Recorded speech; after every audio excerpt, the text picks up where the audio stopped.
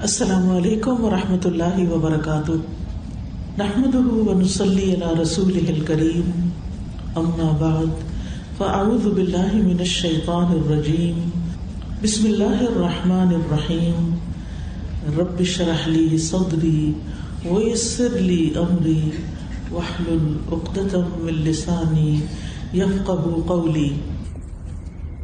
الحمد للہ النور اسمہ النور ووجہہ النور، کتابہ النور دینہ النور، وجعل دار اولیائہ نورا۔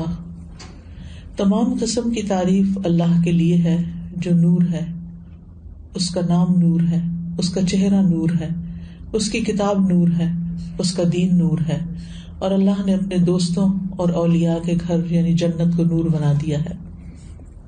قرآن مجید کی ایک آیت ہے سورۃ الروم کی آیت نمبر 54، اللہ الذی خلقکم من ضعف ثم جعل من بعد ضعف قوة ثم جعل من بعد قوة ضعفا وشیبہ یخلق ما یشاء وہو العلیم القدیر۔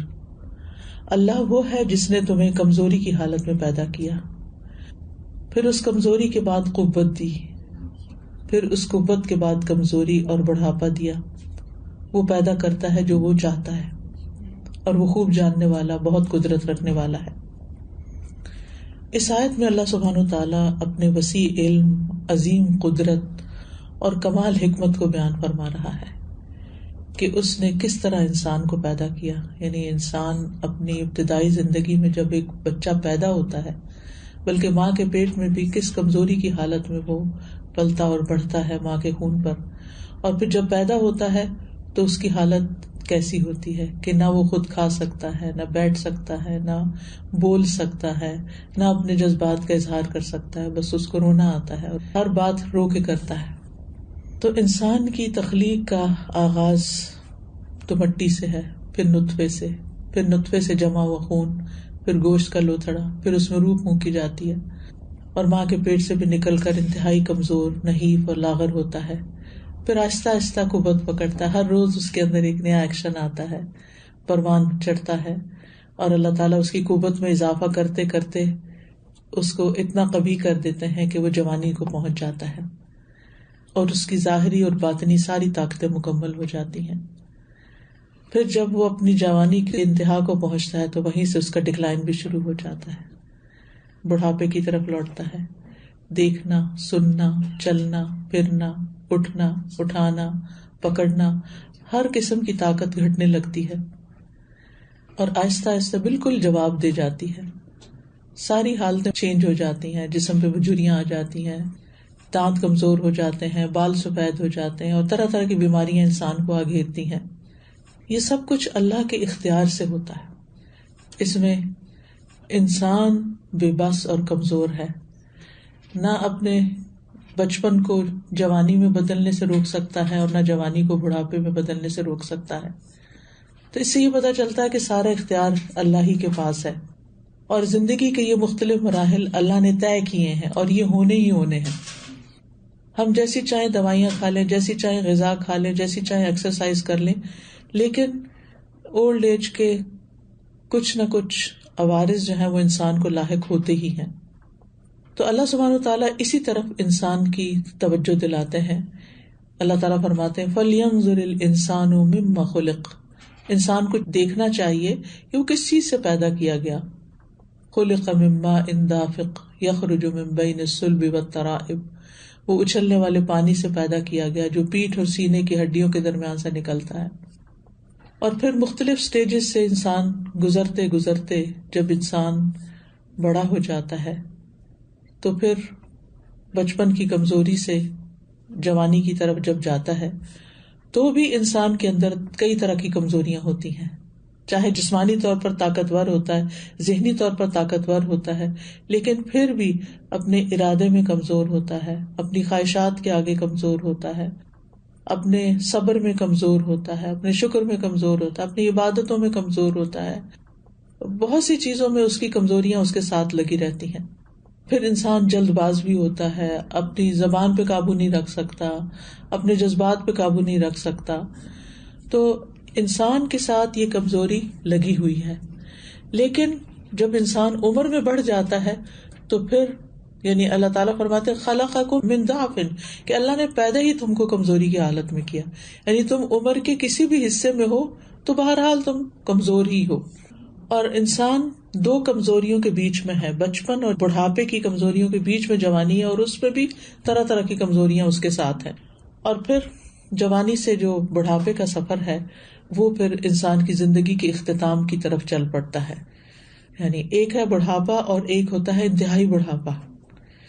تو بڑھاپے کی کمزوری کیا ہے کہ انسان کے اندر فزیکلی اور مینٹلی اس کی صلاحیتیں کمزور ہونے لگتی ہیں. پھر ایک وقت آتا ہے کہ جس میں انسان کا دماغ بھی کام کرنا چھوڑ دیتا ہے، اس کی آنکھوں سے بھی کم نظر آتا ہے، اس کا بولنا بھی کم ہو جاتا ہے. تو اللہ تعالیٰ نے اس آیت میں ضعف کی تکرار 3 مرتبہ کی ہے، یعنی ابتدا میں، موجودہ حالات میں، اور اپنی انتہا میں، انجام میں. اور انسان کو یہ احساس دلانے کے لیے کہ تم سب اللہ کے محتاج ہو جس نے تمہیں پیدا کیا ہے. یا ایھا الناس انتم الفقراء الی اللہ واللہ هو الغنی الحمید. اے لوگو تم سب اللہ کے محتاج ہو اور اللہ تعالیٰ بہت بے نیاز خوب تعریف والا ہے. تو انسان کی جو اصل عمر ہے، مثلاً انسان کی عمر 60 سال کہی جائے تو جو بیچ کے 20 سال ہیں وہی کچھ کرنے کے ہوتے ہیں، لیکن عموماً اس وقت انسان کو اتنی سمجھ نہیں ہوتی. اور جو انسان میچورٹی کی طرف جاتا ہے، بڑی عمر ہوتی ہے، تو اس وقت انسان پھر پچھتانے لگتا ہے کہ کاش میں کچھ کر لیتا. نبی صلی اللہ علیہ وسلم نے فرمایا بے شک اللہ تعالیٰ اس نوجوان سے خوش ہوتا ہے جس کی جوانی میں نادانی نہیں ہوتی، یعنی جو جوانی کو سمجھداری کے ساتھ گزار دیتا ہے. اور وہ جوان عرش کے سائے تلے ہوگا جس نے اللہ کی عبادت اپنی جوانی میں کی ہوگی. اور اسی لیے کہتے ہیں کہ بڑھاپے سے پہلے پہلے انسان کو نیک اعمال کر لینے چاہیے، یعنی اپنی زندگی میں جو کرنا چاہتا ہے اس سے وہ بھرپور فائدہ اٹھا لے جب تک اس کی ہمت طاقت کام کر رہی ہے. جب انسان بڑھاپے کی طرف آ جاتا ہے تو اس کی خواہشات تو ختم نہیں ہوتی، لیکن اس کی قوتیں کمزور پڑ جاتی ہیں. پھر بھی انسان کو اپنے وقت سے بھرپور فائدہ اٹھانا چاہیے. یہ عذر نہیں بنا لینا چاہیے اب تو ہماری عمر گزر گئی، اب تو ہمارا وقت گزر گیا، اب تو ہم یہ نہیں کر سکتے، وہ نہیں کر سکتے. اس کا بہت سا تعلق انسان کی سوچ سے بھی ہوتا ہے. اگر انسان کی سوچ پازیٹو ہو تو جسمانی کمزوری آڑے نہیں آتی. بہت سے لوگ الحمدللہ بڑھاپے کے اندر بھی بہت کچھ کرتے رہتے ہیں. اگرچہ بڑھاپے کی عمر جو ہے وہ آزمائشوں سے بھرپور ہوتی ہے، لیکن مومن کا بڑھاپا فائدہ مند ہوتا ہے اور وہ اسے آخرت میں بھی فائدہ دیتا ہے. نبی صلی اللہ علیہ وسلم نے فرمایا جو شخص اللہ کی راہ میں بوڑھا ہو جائے، یعنی اللہ کی عبادت کرتے ہوئے، تو وہ بڑھاپا قیامت کے دن اس کے لیے باعث نور ہوگا. قیامت کے دن اندھیرے ہی اندھیرے ہوں گے، لیکن آخری عمر میں اگر انسان اللہ کی عبادت کرتا ہے اور اللہ کی طرف لو لگا لیتا ہے تو اس کا فائدہ اس کو آخرت میں ہوگا.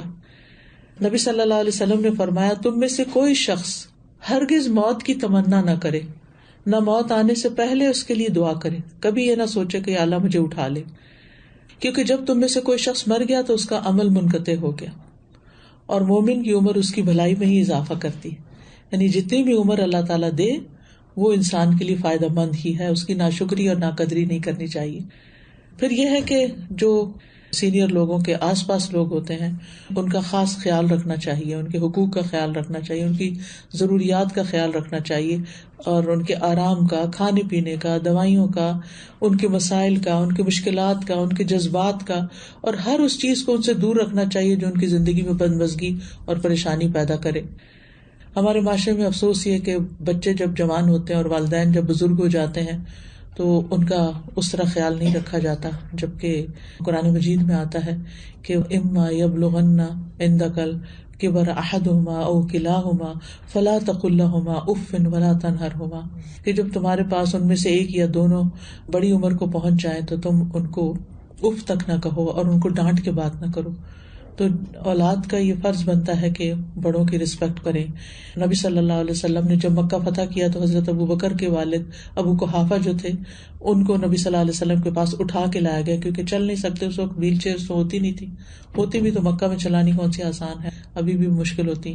خیر، حالانکہ وہ اتنے بوڑھے ہو چکے تھے، ان کا سر سفید ہو چکا تھا، لیکن آپ نے فرمایا کہ ان کو گھر میں ہی رہنے دیتے, ہم خود ان کے پاس چلے جاتے.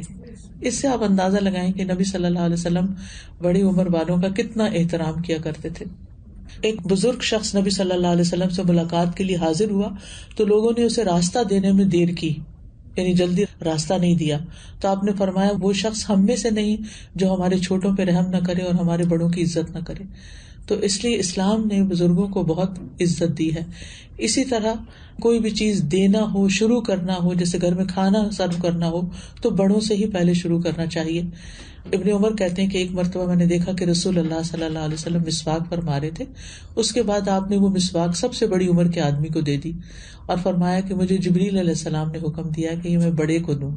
پھر یہ کہ بڑوں کو سلام کرنا, بڑوں کی عزت کرنا. نبی صلی اللہ علیہ وسلم نے فرمایا بلا شبہ بوڑھے مسلمان اور صاحب قرآن کی عزت کرنا جو اس میں غلو اور تقصیر سے بچتا ہو, یعنی قرآن میں, اور اسی طرح عادل حکمران کی عزت کرنا اللہ تعالیٰ کی عزت کرنے کا حصہ ہے.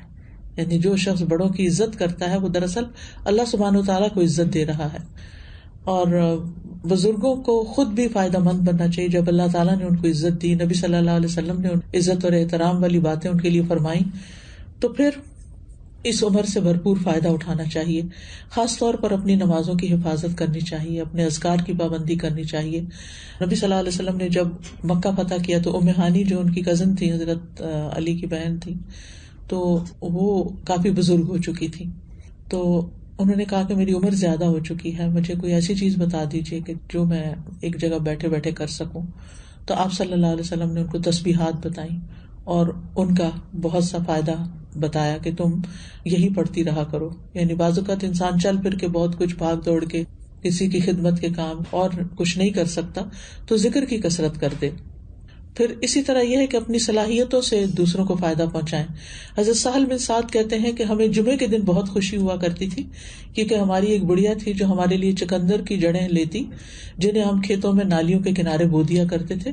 وہ ایک ہنڈیا میں ڈال کے ان کو پکاتی, اوپر سے جو کے کچھ دانے اس میں ڈال دیتی. اس میں چربی یا چکنائی نہیں ہوتی تھی. جب ہم جمعہ پڑھ کر ان کے پاس جاتے تو ہمارے سامنے یہ پکوان رکھ دیتی. اس کھانے کے باعث ہمیں جمعے کے دن بہت خوشی ہوا کرتی تھی. ہم جمعے کی نماز کے بعد ہی کھانا کھاتے اور قیلولہ کرتے. تو اس سے کیا ہے کہ ماشاءاللہ جو بزرگ خواتین ہوتی ہیں ان کے ہاتھ میں اللہ تعالیٰ ایسی لذت دے دیتا ہے کہ وہ جو بھی کھانا پکاتی ہیں بہت ہی عمدہ ہوتا ہے. تو یہ بزرگ خاتون بھی کھانا پکاتی ہیں, صحابہ کو سرو کرتی تھی. الحمدللہ آج الہدا میں بھی یہ روایت بہت ہے کہ جمعے کے دن ماشاءاللہ, اور اس کے علاوہ بھی ہماری مبین بہن اپنے ہاتھ سے کھانا پکا کے لا کے یہاں لوگوں کے لیے سرو کرتی ہیں. اور اسی طرح اور بزرگ خواتین بھی میں دیکھتی ہوں کہ کچھ نہ کچھ پکا کے لا رہی ہوتی ہیں تاکہ اوروں کو مل جائے اور کچھ فنڈ ریزنگ بھی ہو جائے. تو اسی طرح یعنی کہیں بھی جو بھی آپ کو اللہ نے اسکلز دی ہیں وہ ٹرانسفر کریں, چاہے پکانے کی ہے, چاہے سینے کی ہے, چاہے آرٹ ہے, پینٹنگ ہے. یعنی کوئی نہ کوئی آپ کی ہابی ضرور ہونی چاہیے اور کوئی نہ کوئی ایسا کام ہونا چاہیے کہ جو آپ آگے کریں. اور یہ ہماری سنت صحابہ رہی ہے, چاہے تعلیم کا کام ہے, چاہے کسی کو کچھ باز و نصیحت کرنا ہے. پھر ایک اور بات یہ ہے کہ ہمارا گول جو ہے وہ آخرت ہونا چاہیے, ہر ایک انسان کا ہونا چاہیے.